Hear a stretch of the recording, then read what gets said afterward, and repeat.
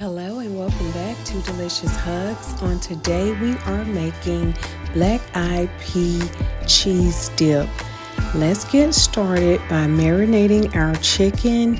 I am using a ranch dip seasoning packet along with some smoked paprika, some all-purpose seasoning, and your favorite barbecue seasoning.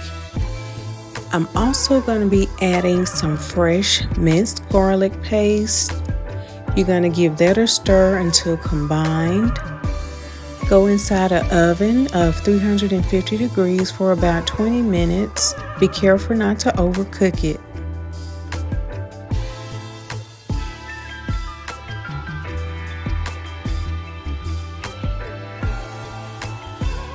Once it is done, go ahead, remove your chicken, let it cool for about 10 minutes, then dice and set aside. Let's get started with the onions. I'm going in with a little oil and let those cook until they are translucent. Go ahead and add your jalapeno cream cheese, and you're going to add your Queso Velveeta.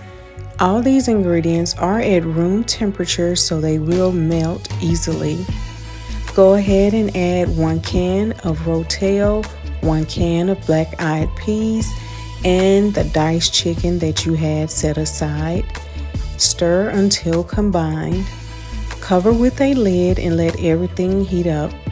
Don't forget about me. Thank you. While the cheese is melting and becoming nice and warm, go ahead in an oven set at 200 degrees with your tortilla chips. You're going to feel just like you're inside of a restaurant. Now the cheese dip is ready. Adjust your seasonings.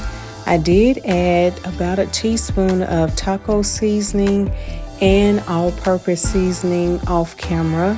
Feel free to add whatever spices you like.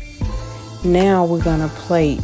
For my foodies, go ahead, add your cheese dip to a nice little cast iron skillet and put some more cheese on top.